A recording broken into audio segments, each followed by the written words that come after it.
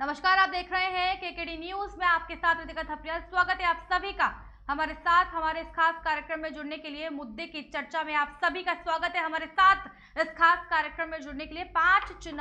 पांच राज्यों के चुनाव के बाद जो है महंगाई ने तूल पकड़ लिया है। इसको लेकर के बड़ी चर्चा, बड़ी बहस। एक बार आंकड़ों की तरफ रुख करेंगे, उसके बाद तमाम जो मेहमान इस वक्त जुड़ रहे हैं उनसे आपको रूबरू कराते हैं। 6 दिन में 5वीं बार बढ़े पेट्रोल डीजल के दाम की अगर हम बात करें तो पेट्रोल 50 और डीजल 55 पैसे महंगा हो चुका है। अगर 4 मेट्रो सिटीज की बात करें तो केवल दिल्ली में जो है 100 रुपए से कम इस वक्त जो नीचे है वो पेट्रोल के दाम है। अगर मुंबई की अगर हम बात करें 113.88 रुपए लीटर इस वक्त मुंबई में चल रहा है। और अगर कोलकाता की बात करें 108.53 रुपए लीटर इस वक्त कोलकाता में चल रहा है। चेन्नई की बात करें 104.90 रुपए लीटर हो चुका है।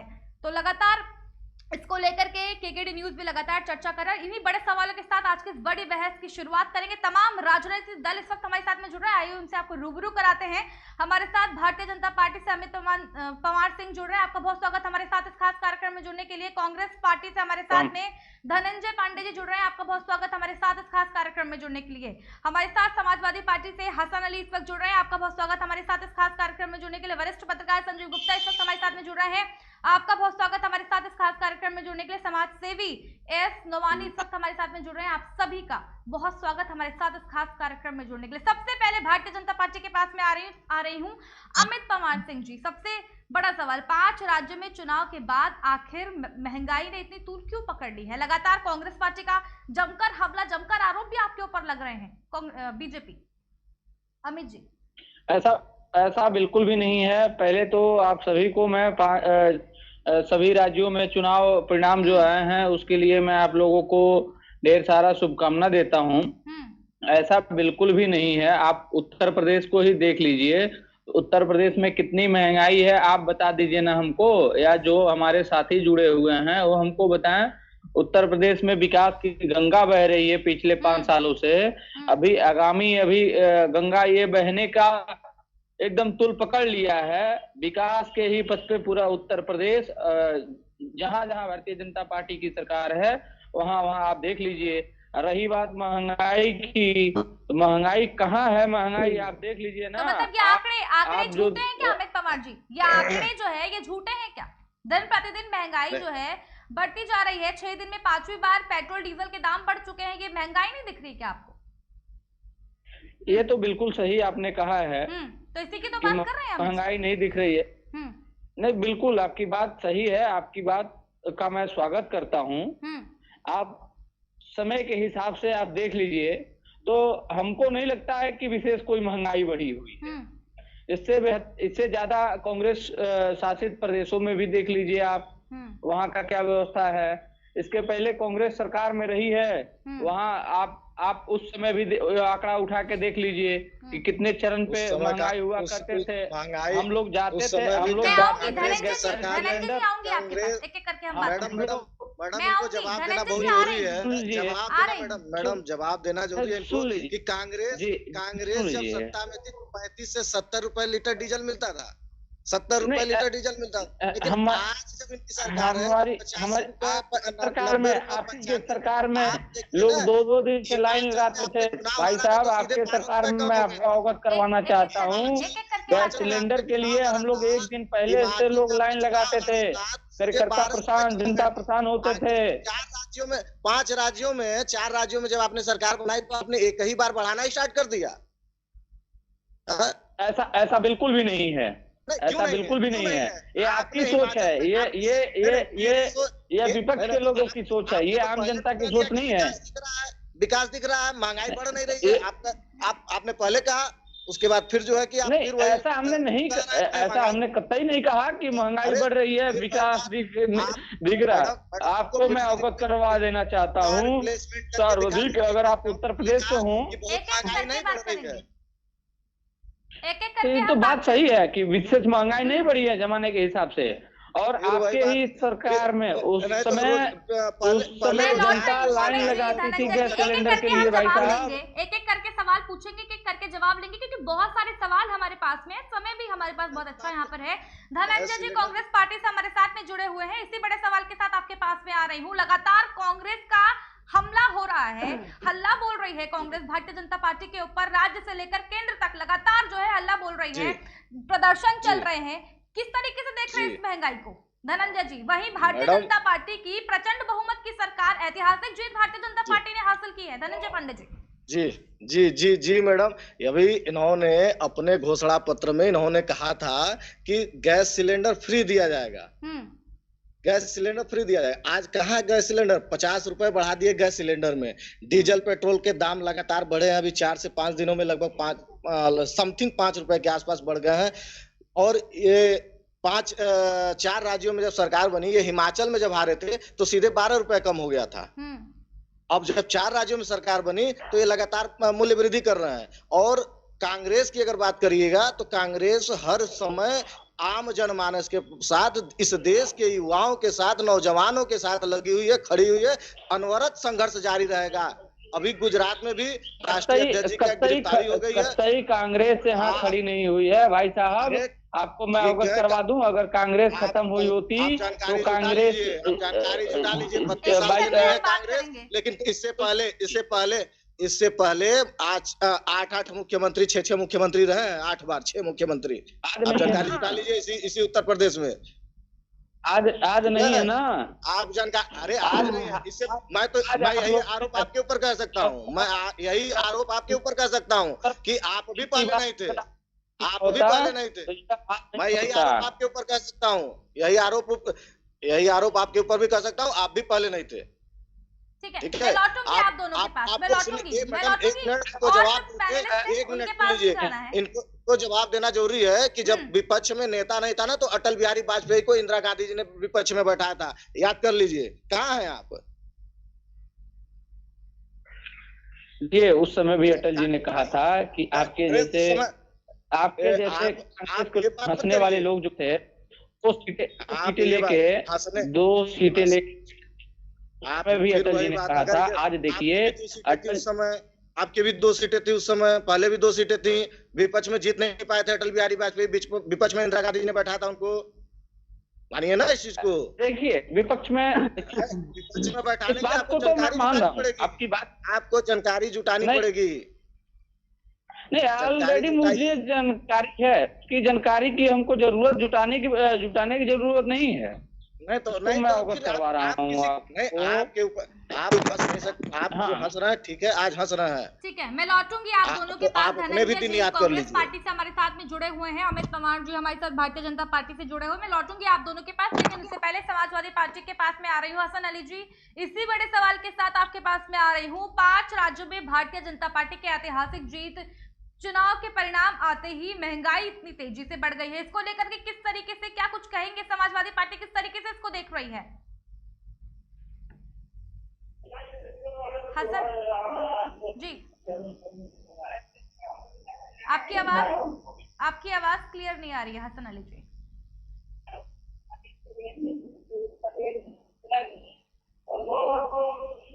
संपर्क कहीं ना कहीं जो है टूट रहा है। मैं वरिष्ठ पत्रकार संजीव गुप्ता जी आपके पास इसी बड़े सवाल के साथ में आ रही हूँ, किस तरीके से देख रहे हैं? चलिए, संजीव गुप्ता जी से भी हमारा संपर्क यहाँ पर नहीं हो पा रहा है। मैं जो है समाज सेवी एएस नोमानी जी आपके पास में इसी बड़े सवाल के साथ में आ रही हूँ। नोमानी जी, मेरी आवाज आप तक पहुंच पा रही है? जी, किस तरीके से देख रहे हैं नोमानी जी, किस तरीके से इस महंगाई को देख रहे हैं? लगातार महंगाई बढ़ रही है, भारतीय जनता पार्टी की ऐतिहासिक जीत के बाद अचानक से इस तरीके से महंगाई का बढ़ जाना, लगातार आंकड़े भी आपको दिखा रहे हैं, आंकड़े भी आपको बता रहे हैं, किस तरीके से देख रहे हैं आप? यस नोमानी जी। मैं आपको बताना चाहता हूँ कि जब से हमारा देश आजाद हुआ जी, उस दिन से आज तक देश प्रदेश में कभी पहली भारतीय जनता पार्टी की सरकार आई है तो हमेशा महंगाई बढ़ी है। एक इतिहास रहा भारतीय जनता पार्टी के लोगों का, भारतीय जनता पार्टी के नेताओं का। और जिस तरीके से अभी चुनाव का समय चल रहा था 5 राज्यों में, जिस तरीके से भारतीय जनता पार्टी की सरकार आई और कुछ जगहों पे और भी लोगों की सरकारें आई, तो जब तक चुनाव का समय था तब तक किसी भी तरीके से न केंद्र सरकार द्वारा न प्रदेश सरकार द्वारा किसी भी तरीके से कोई भी महंगाई नहीं बढ़ाई गई। लेकिन जैसे ही सरकार भारतीय जनता पार्टी को उत्तर प्रदेश के अंदर आई, लगातार किस तरीके से कीमतें, डीजल हो चाहे पेट्रोल हो चाहे रसोई गैस हो चाहे दवाइयां हो, तमाम की तमाम चीजों में इस तरीके से बढ़ोतरी बढ़ा रहे हैं कि जैसे कि भारतीय जनता पार्टी के जितने भी सारे वोटर्स हैं, जिन लोगों ने भी भारतीय जनता पार्टी को वोट दिया है, हमें ये लगता है कि भारतीय जनता पार्टी के नेताओं ने, उसके मुख्यमंत्री ने और देश के प्रधानमंत्री ने, इन लोगों ने अपने वोटरों को तोहफे के तौर पे, इनाम के तौर पर ये महंगाई दे रहे हैं। और हमें जिस तरीके से लग रहा है कि जिस तरीके से अगर इन लोगों ने महंगाई पर कंट्रोल नहीं किए तो हमें लगता है कि आने वाले दिनों में, भविष्य में इस देश की अक्सरियत लोग, जितने भी गरीब तबके के लोग हैं, चाहे किसान, मजदूर या पढ़ा लिखा नौजवान, जो बेरोजगार नौजवान है, हर एक इंसान भीख मांगने पर मजबूर हो जाएगा। और भारतीय जनता पार्टी के लोग यही चाहते हैं कि इस देश के जितने भी गरीब मजदूर लोग हैं, सभी लोग भीख मांगने पर मजबूर हो जाएं, ताकि भारतीय जनता पार्टी के लोग तानाशाही के साथ इस देश के अंदर तानाशाही के साथ हुकूमत कर सके। यही भारतीय जनता पार्टी के लोग चाहते हैं। और जिस तरीके से ये कीमतें बढ़ा रहे हैं, भारतीय जनता पार्टी के लोग केवल अपने उद्योगपतियों, पूंजीपतियों की तिजोरी को भरने का काम कर रहे हैं। और ये लोग, जब इन लोगों की तिजोरियां भर जाती हैं तो ये लोग देश छोड़ करके विदेश भाग जाते हैं, वहां ऐशो इशरत के साथ जिंदगी बसर करते हैं। और इन गरीबों मजदूरों को पैसा लूट करके ये लोग विदेशों के अंदर जश्न मनाते हैं। और मुझे तो कहने में शर्म आती है, इस तरीके से जश्न मनाते हैं कि मुझे यहाँ पर बोलने में खुद को शर्म महसूस हो रही है। इसलिए कि आज हमें दुनिया देख रही होगी, लेकिन मैं ये नहीं चाहता हूं, दुनिया खुद इस बात को जानती है कि किस तरीके से भारतीय जनता पार्टी के नेता, भारतीय जनता पार्टी के प्रधानमंत्री और भारतीय जनता पार्टी के मुख्यमंत्री किस तरीके से अपने उद्योगपतियों को और जितने भी बड़े बड़े लोग हैं, सभी लोगों की तिजोरियों को भरने का काम कर रहे हैं। और ये केवल लौटूंगी आपके पास इसी बड़े सवाल के साथ भारतीय जनता पार्टी के पास आ रही हूं। जी मैडम, रखिए अपनी बात पूरी बात सुनिए। भारतीय जनता पार्टी के लोग केवल इस देश को बर्बाद करने के कगार में लगे हुए हैं। भारतीय जनता पार्टी के लोग केवल यही चाहते हैं कि हर एक इंसान भारतीय जनता पार्टी के बड़े लोगों के तलवे चाटे और देश को बर्बाद करने की पूरी कोशिश में लगे हुए हैं। और केवल ये लोग जात पात की राजनीति कर रहे हैं। और जात पात की राजनीति करने की वजह से हमारे आने वाले दिनों में जो हमारी आने वाली नस्लें होंगी, जो हमारी पीढ़ी होगी, वास्तव में वो भीख मांगने पर मजबूर हो जाएगी। मैं आज इस बात को डंकी के चोट पे कह रहा हूँ, अब इस बात को आप नोट कर लीजिए। ठीक है, मैं लौटूंगी अमित पवार सिंह जी, इसी बड़े सवाल के साथ आपके पास मैं आ रही हूँ। भारतीय जनता पार्टी का तानाशाही रवैया है, जो आने वाली जनरेशन होगी कहीं ना कहीं वो भीख मांगेगी। जिस तरह की स्थिति इस वक्त देश के अंदर चल रही है, प्रचंड बहुमत की सरकार होने के बाद ऐतिहासिक जीत भारतीय जनता पार्टी को मिलती है। 5 राज्यों में से 4 राज्यों में भारतीय जनता पार्टी की सरकार। उनका कहना है कि प्रचंड बहुमत के बाद भाजपा ने ये तोहफा दिया है, ये महंगाई का तोहफा दिया है अपनी जनता को। क्या कहेंगे अमित जी? देखिए, ऐसा बिल्कुल भी नहीं है। इन्होंने जो तानाशाही की बात कही है, ये कांग्रेस और सपा बसपा में हुआ करता था, न कि भारतीय जनता पार्टी में होता है। और रही बात तानाशाही की बात, ये सबका साथ, सबका विकास, सबका विश्वास, भारतीय जनता पार्टी इसके हिसाब से, इस फॉर्मूले के हिसाब से काम करती है। उत्तर प्रदेश से लगाए 4 राज्यों में जो सरकारें बनी हैं, इसी लक्ष्य के साथ बनी हैं। और रही बात, इन्होंने कहा है कि आने वाली पीढ़ी भीख मांगेगी। कांग्रेस सरकार में क्या आने वाली जो इनकी पीढ़ियां थी, क्या राजा बन के बैठी थी? उसमें व्यक्तिगत परिवारवाद और तानाशाही तो उसमें करते हैं कि एक उसमें नेता रहता है। एक सुन लीजिए, आप जानकारी पहले जुटा लीजिए महोदय, आपको कहीं जानकारी नहीं होगी। आप जानकारी जुटा लीजिए। पहले घर घर में सरकारी नौकरियां मिलती थी, लोगों को ले जा करके सरकारी नौकरी दी जाती थी, स्टेशन से घरों से उठा करके। यह कांग्रेस का लक्ष्य रहा करता था कि अगर एक गांव में लगभग अगर 4 से 5 लोग सरकारी नौकरी रहेंगे तो एक गांव को महंगाई ही नहीं, आपातकाल स्थितियों में यह बचाने का कार्य करेंगे। लेकिन आपके सरकार में तो नौकरी ही नहीं है, युवाओं को लाठियां मिल रही हैं, छात्र नौजवान सड़कों पे मारे जा रहे हैं। क्या बात कर रहे हैं आप? भारतीय जनता पार्टी और कांग्रेस दोनों एक ही सिक्के के 2 पहलू। जो पैसों पर ये सब करते हैं, ठीक ना। ये भारतीय जनता पार्टी में ऐसा कहीं नहीं है। आप आम जनता में जाके देखिए, अगर किसी में कोई आक्रोश हो तो फिर जो कहिए सो, ऐसा नहीं है। बिना इस तरीके के गंभीर, मैं आ रही हूँ अमित जी आपके पास लौट रही हूँ, धनंजय जी आपके पास भी लौट रही हूँ, इसी बड़े सवाल के साथ मैं आ रही हूँ। धनंजय जी, जिस तरीके से आप कहीं ना कहीं गंभीर आरोप लगा रहे हैं, वहीं अगर बात की जाए 5 राज्यों के चुनाव की, तो 5 राज्यों में से 4 राज्यों में भारतीय जनता पार्टी की सरकार बनी है। जनता तो पूरा जनार्दन दे रही है भारतीय जनता पार्टी को, जनता समर्थन कर रही है भारतीय जनता पार्टी का, फिर आप कैसे कह सकते हैं इतनी बड़ी बातें?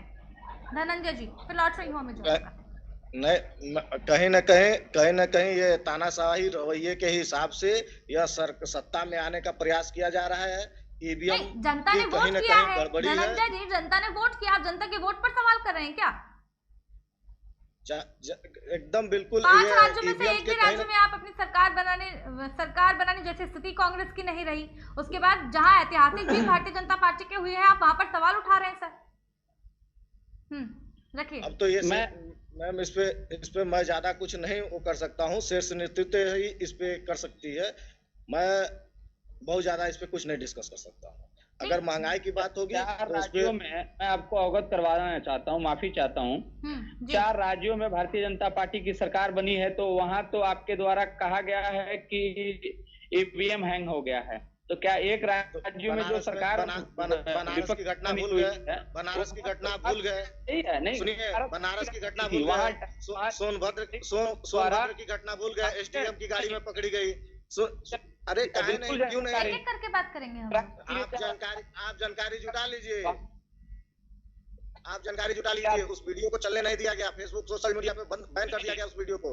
आप जानकारी जुटाइए, के जिलाधिकारी महोदय से बात करिए, ईवीएम जांच करने। अगर जिलाधिकारी महोदय सही थे तो उनका ट्रांसफर क्यों हो गया? जानकारी ले लीजिए। जिलाधिकारी महोदय सही थे तो उनका ट्रांसफर क्यों हो गया, ये बता दीजिए।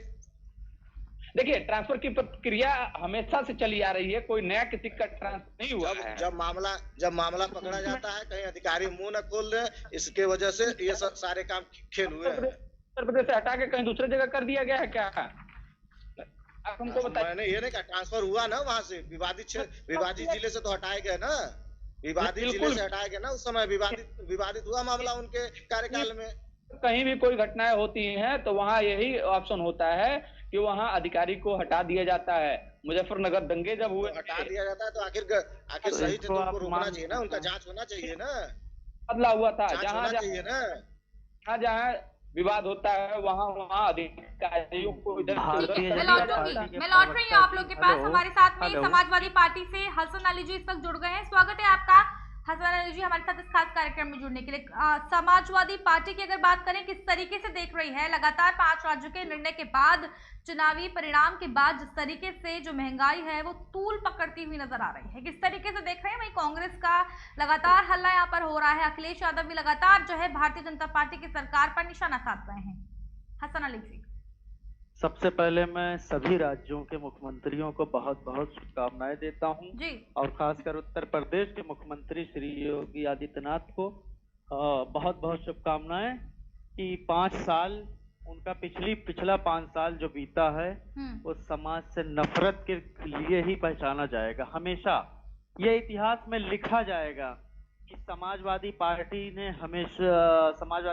ने लोगों के बीच में रह के, लोगों के बीच में जाके जागरूक किया और जनता ने जिस उत्साह के साथ समाजवादी पार्टी का साथ दिया, उससे यही लग रहा था और यही लग रहा है आज भी कि समाजवादी पार्टी की पूर्ण बहुमत की सरकार बनेगी और निश्चित बनती।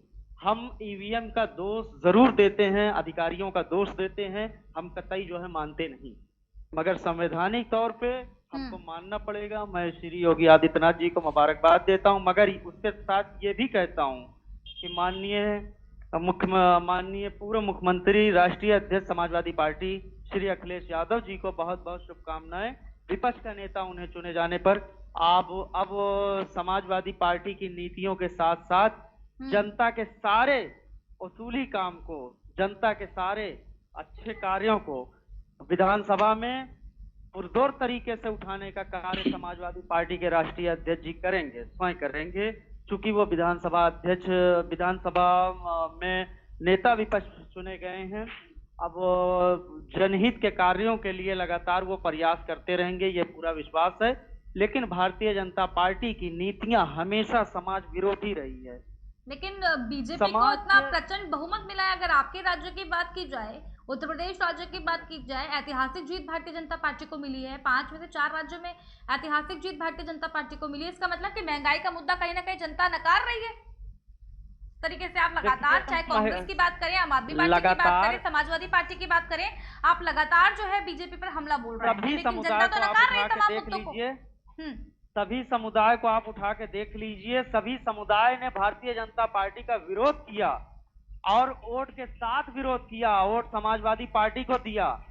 और बसपा ने बहुत हद तक जो है बीजेपी की मदद करने की कोशिश की, मगर परसेंट बहुमत के साथ समाजवादी पार्टी आई।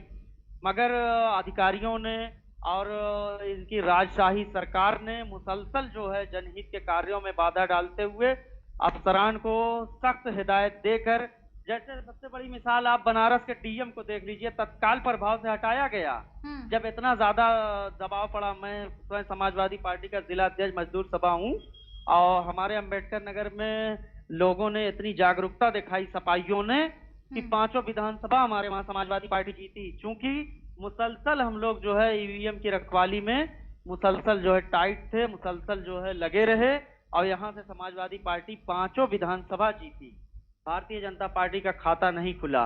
लेकिन जो 6ठे 7वें चरण में चुनाव हुए उसमें समाजवादी पार्टी को काफी फायदा हुआ, क्योंकि वो लोग जागरूक हो चुके थे, बनारस की घटना से पहले ही जागरूक हो चुके थे, जिसकी वजह से समाजवादी पार्टी की 6ठे और 7वें चरण में बहुत अच्छा प्रदर्शन रहा।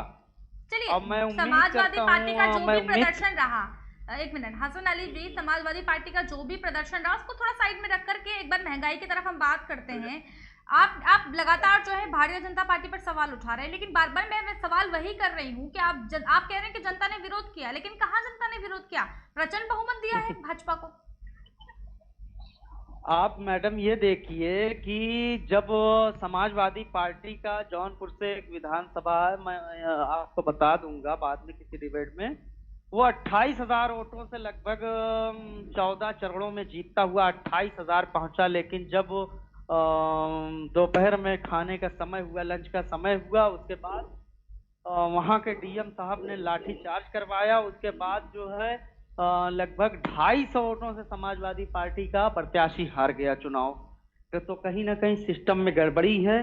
अब वो दौर आन पड़ा है कि जब जनता पूरी तरीके से सड़कों पे आ जाएगी, क्योंकि महंगाई बुरी तरीके से हो गई है। ठीक है, मैं लौटूंगी। और इसका विरोध समाजवादी पार्टी मुसलसल करती रहेगी। ठीक है, मैं लौटूंगी। भाजपा के पास सवाल के साथ में आ रही हूँ। सिस्टम में कहीं ना कहीं गड़बड़ी है, समाजवादी पार्टी का कहना है। ठीक है, जी जी जी, ठीक है, मैं लौटूंगी आपके पास। मैं अमित जी आपके पास भी लौटूंगी, लेकिन हमारे साथ में वरिष्ठ पत्रकार संजीव गुप्ता जी इस वक्त जुड़ गए। सर, स्वागत है आपका हमारे साथ इस खास कार्यक्रम में जुड़ने के लिए। किस तरीके से देख रहे हैं 5 राज्यों में परिणाम के बाद, चुनावी परिणाम के बाद जिस तरीके से लगातार जो है महंगाई तूल पकड़ रही है, किस तरीके से देख रहे हैं इसको?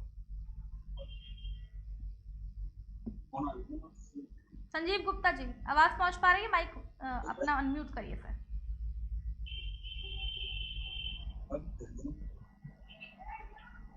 ठीक है सर, मैं लौटूंगी आपके पास में। संपर्क कहीं ना कहीं टूट रहा। अमित जी, इसी सवाल के साथ में आपके पास पे आ रही हूँ। सिस्टम में कहीं ना कहीं खराबी कह रही है समाजवादी पार्टी। ऐसा बिल्कुल भी नहीं है। समाजवादी पार्टी की पुरानी रीति है, जहां जहां हारो वहां ईवीएम हैंग हो गया है। और ये लोग विकास, अभी भाई साहब ने कहा है कि योगी जी तानाशाही के रूप में जाने गए हैं, 5 साल वही याद किया जाएगा, इन्होंने कहा है। मैं आपको बता दूं, एक हमको पूरे 5 साल में 2 घटनाओं का नाम बताइए जिसमें दंगे हुए हों। आपके सरकार में मुजफ्फरनगर दंगे हुए हैं, कैराना में दंगे हुए हैं, दादरी में हुए हैं। दादरी अखलाक वाले मामले में मैं और हमारे साथी संगीत सोमजीत थे, हम लोगों पे वहां गए, हम लोगों पे मुकदमे लिखे गए। वहां इनकी सरकारों में इतने तुष्टिकरण होती थी कि पुलिस आम जनता के घरों में सीढ़ियां लगाकर पीछे से चढ़ती थी या लाठियां मारती थी। अखिलेश यादव जी वहां अपराधियों को अपना प्राइवेट हेलीकॉप्टर भेजकर और लखनऊ बुला लिया करते थे। तो भाई साहब ने कहा है, इन्होंने कहा है कि अंबेडकर नगर में सुपड़ा साफ हो गया है। मैं आपको बता रहा हूँ, उत्तर प्रदेश में एक जिला गिनाना है, काउंट करा रहे हैं आप। देवरिया, कुशीनगर, गोरखपुर, 3 जिलों में भारतीय जनता पार्टी ने प्रचंड बहुमत जीता है। तीनों जिले में, ऐसे तो पूरे प्रदेश में जीता है, लेकिन इन 3 जिलों में देवरिया में 7 सीटें, कुशीनगर में 7 सीटें और गोरखपुर में 9 सीटें भारतीय जनता पार्टी ने यहाँ लगातार जीते हैं। आप एक जिले की बात कर रहे हैं, गाजीपुर आजमगढ़ का भी जिक्र कर दीजिए। गाजीपुर बिल्कुल बता रहा हूँ, बिल्कुल वहां भी अगला चुनाव देखिए, पार्लियामेंट का भी चुनाव जब होने जा रहा है, वहां से समाजवादी पार्टी का सुपड़ा साफ हो जाएगा। अब बाबा का बुलडोजर प्रत्येक माफियाओं पे, प्रत्येक गुंडों पे चलने जा रहा है। आप धैर्य रखिएगा। 24 में आपका बुलडोजर में काम करेगा ना, आपकी बुलडोजर भी काम करेगा, बाबा भी काम करेंगे। आप देखते रहिए। पुनः नरेंद्र भाई मोदी प्रधानमंत्री होंगे। आपको मैं ये आश्वस्त करता हूँ कि पुनः ब्रजेश सिंह और धनंजय सिंह क्या अपराधी नहीं है? अमित पवार भैया जी नहीं, बता रहा हूँ मैं आपको, इससे भी अवगत करवा दें। नहीं, जो लोकतांत्रिक ढंग से आ रहे हैं, कैसे आप दलितों के लीडरान दिखते हैं। सुन लीजिए सर, ये कोर्ट दलित जो लीडर हैं, दलित हैं, पिछड़े हैं, यही जो है बुलडोजर चलाने की बात करते हैं। आप बुलडोजर करवा रहा हूँ। धनंजय सिंह की बात है सर। आपके सरकार ने उनको अपराधी बनाया है, आपके सरकार में उनपे मुकदमे लिखे गए हैं। मैं आपको अवगत करवा देता हूँ। आपका माफिया बुलडोजर आपकी सरकार आई तो बुलडोजर चलना चाहिए, अपराधियों पे बुलडोजर चलना चाहिए। आपके पार्टी का एक माफिया गोसाईगंज से हैं। सुनिए अगर मेरे सरकार में हुए हैं लोग, तो आपकी सरकार में ये सब खत्म हो जाना चाहिए। जनता सुनिए, अगर वो अपराधी अभी तक 5 साल में हुआ क्यों नहीं? इन लोगों पे करवाइए।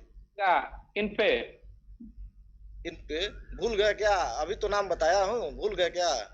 मैं आपको अवगत करवा रहा हूँ ना, वही मैं आपको अवगत करवा।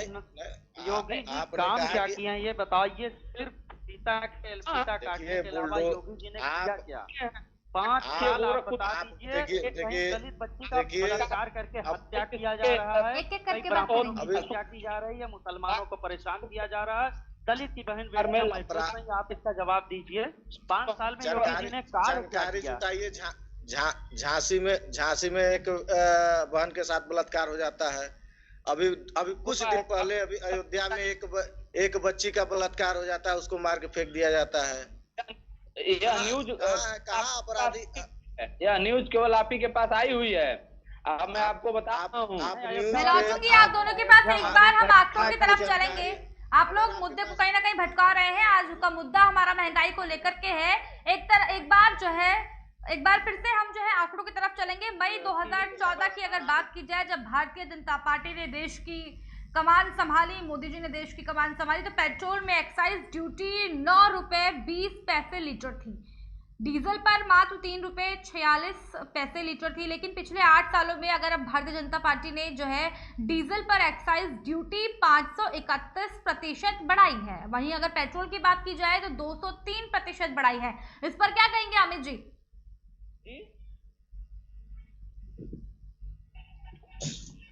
जी मैम बोलिए। जी, मैं सवाल दोबारा एक बार दोहरा रही हूँ। जब भारतीय आपकी आवाज क्लियर नहीं आ रही है, बोलिए। मैं सवाल दोबारा दोहरा रही हूँ और इसी सवाल पर सभी का कमेंट मैं यहाँ पर लेना चाहूंगी। 2014 की बात की जाए, 2014 की अगर बात की जाए, मई 2014 में जब भारतीय जनता पार्टी ने देश की कमान संभाली थी, मोदी जी ने जब देश की कमान संभाली थी, उसके बाद पेट्रोल में एक्साइज ड्यूटी उस वक्त 9 रुपए 20 पैसे थी। और अब डीजल की अगर बात की जाए 3 रुपए 46 पैसे प्रति लीटर थी। लेकिन पिछले 8 सालों में अब भारतीय जनता पार्टी ने जो है डीजल पर एक्साइज जो ड्यूटी है वो 531% बढ़ाई है। और वहीं पेट्रोल की अगर बात की जाए 203% बढ़ाई है सर। और आप कह रहे हैं महंगाई बिल्कुल नहीं बढ़ पाई है। आप कांग्रेस और समाजवादी पार्टी को यहाँ पर सुना रहे सर, क्या कहेंगे इस पर? चलिए, संपर्क कहीं ना कहीं यहाँ पर टूट रहा है। एक और बड़ा सवाल जो है, मैं यहाँ पर वरिष्ठ पत्रकार जो है संजीव गुप्ता जी जुड़े, मेरी आवाज आप तक पहुंच पा रही है? यहाँ पर संजीव गुप्ता जी, आवाज पहुंच पा रही है आप तक? कहीं ना कहीं यहाँ पर जो है संपर्क टूट रहा है। कांग्रेस ने 26 लाख करोड़ रुपए की लूट की भी यहाँ पर बात की है। भारतीय जनता पार्टी के ऊपर भी एक गंभीर आरोप यहाँ पर लगाया है। क्या कुछ कहेंगे एसएस नोमानी जी इस बात को लेकर? जी मैडम, कांग्रेस पार्टी ने कहा कि 26 लाख करोड़ रुपए की लूट की बात भी यहाँ पर कही है। भारतीय जनता पार्टी के ऊपर एक गंभीर आरोप भी लगा, इस पर आप क्या कहेंगे? वहीं अगर कोरोना काल की भी बात की जाए तो 29 रुपए पेट्रोल के भाव बढ़ाए गए हैं, 27 रुपए 58 पैसे डीजल के वहां पर भाव बढ़ाए गए हैं, इस पर क्या कहेंगे आप? अमित जी, मेरी आवाज पहुंच रही है आप तक?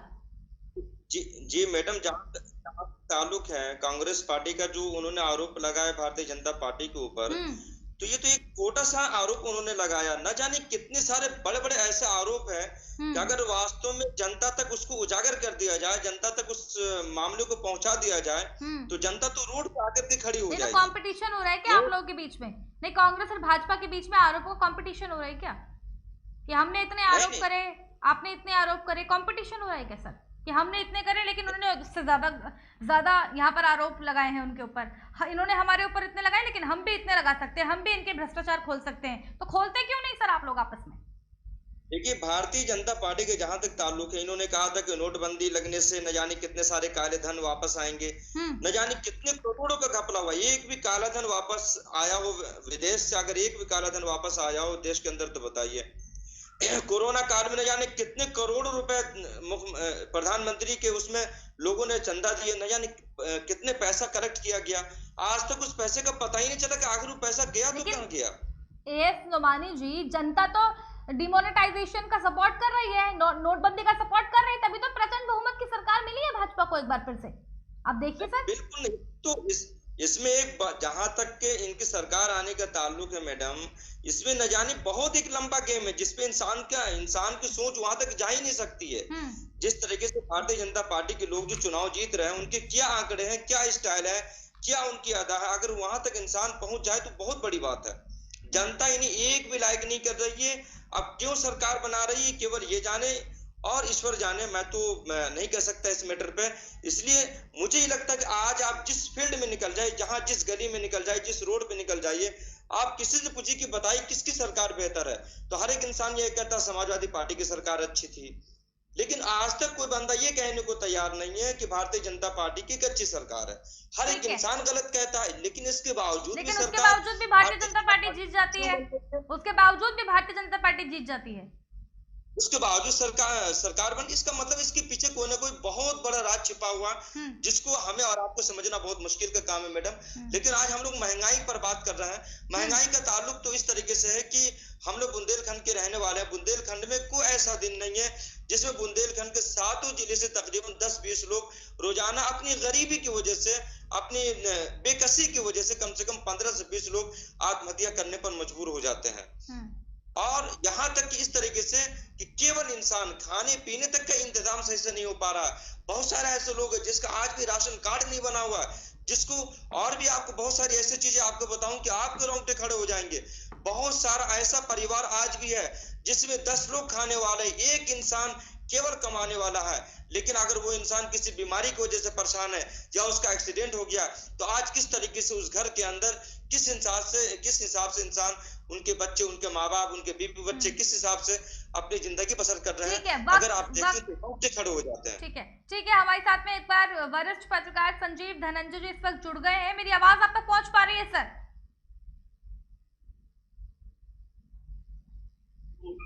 सॉरी, माफ कीजिएगा, धनंजय जी इस वक्त हमारे साथ में कांग्रेस पार्टी से जुड़ गए। मेरी आवाज आप तक पहुंच पा रही है? जी मैडम। जी धनंजय जी, केंद्र पर जो है गहलोत सरकार ने भी वार किया है, इसको लेकर के भी आप क्या कहेंगे? उनका कहना है कि गहलोत सरकार ने भी जो है वार किया है, देश को बचाना होगा तो सबको सोचना होगा। देश में बेरोजगारी चरम सीमा पर है, बेरोजगारी से हाल खराब है, महंगाई हद पार कर गई है। महंगाई की मार आखिर कैसे झेलेगी जनता? कब तक बढ़ाती रहेगी सरकार? मैम, इस सरकार में ना तो देखिए स्वास्थ्य की व्यवस्था सही है, ना तो शिक्षा की व्यवस्था सही है। अभी आप देखें 30% जो है कि शिक्षा में कापी किताबों पे वृद्धि हुआ है। स्वास्थ्य में जो है दवाइयों पे तमाम जो लगभग 800 दवाइयां जो है जिनके नाम से उन पे 10% के हिसाब से मूल्य वृद्धि हुआ है। गैस में एलपीजी गैस की वृद्धि हुई है। डीजल पेट्रोल के दाम लगातार बढ़ रहे हैं। यह सरकार महंगाई के फेल है, महंगाई के मुद्दे पर फेल है यह सरकार। इस सरकार में ऐसी कहाँ महंगाई है? महंगाई देखनी है तो पाकिस्तान में देखो, महंगाई देखो तो बांग्लादेश में देखो, महंगाई देखो तो अफगानिस्तान में देखो, कहाँ महंगाई? जी बिल्कुल बिल्कुल, महंगाई तो उनके लिए नोमानी जी लौटूंगी आपके पास। नोमानी जी एक करके बात करेंगे। अपनी बोले आप लोग प्लीज। सुन तो लीजिए, महंगाई नहीं है जो नहीं, देखिए अपनी टर्न पर आप लोग बोलेंगे। हसन अली जी, एक आखिरी कमेंट आपका, फिर वक्त हो चला हमारे अगले कार्यक्रम का, फिर खत्म कर रहे हैं इस कार्यक्रम को। जो भाजपा के पेंशन, सुनिए धनंजय जी, मैं लौटूंगी आपके पास में। सुनिए, पेंशन पे जो पेंशन पे पल रहा है जो हसन अली जी, एक आखिरी कमेंट आपका, फिर खत्म कर रहे हैं। ₹50 की बाइक पे बैठ के आप राशन लेने जा रहे हैं, कटोरा तो आप लोगों के हाथ में। हसन अली जी, आवाज पहुंच पा रही है आप तक? कहाँ राशन लेने जा रहे हैं? राशन लेने हसन अली जी, आवाज पहुंच पा रही है आप तक? एक आखिरी कमेंट आपका, फिर खत्म कर रहे हैं इस डिबेट को सर। सपा बसपा के लोग ही तो राशन लेने जा रहे हैं। 70,000। चलिए, बहुत बहुत धन्यवाद आप सभी का हमारे साथ इस खास कार्यक्रम में जुड़ने के लिए। भारतीय जनता पार्टी से अमित पवार जी हमारे साथ में जुड़े, आपका बहुत धन्यवाद हमारे साथ इस खास कार्यक्रम में जुड़ने के लिए। समाजवादी पार्टी से हसन अली जी हमारे साथ में जुड़े, आपका बहुत धन्यवाद हमारे साथ इस खास कार्यक्रम में जुड़ने के लिए। वरिष्ठ पत्रकार संजीव गुप्ता जी हमारे साथ यहाँ पर जुड़े, आपका बहुत धन्यवाद हमारे साथ इस खास कार्यक्रम में जुड़ने के लिए। समाज सेवी एस नोमानी जी हमारे साथ में जुड़े, आपका बहुत धन्यवाद हमारे साथ इस खास कार्यक्रम में जुड़ने के लिए। कांग्रेस पार्टी से धनंजय पंडित जी हमारे साथ में जुड़े, आपका बहुत धन्यवाद हमारे साथ इस खास कार्यक्रम में जुड़ने के लिए। खास कार्यक्रम में केवल इतना ही, बने रहिए केकेडी न्यूज के साथ, देखते रहिए केकेडी न्यूज।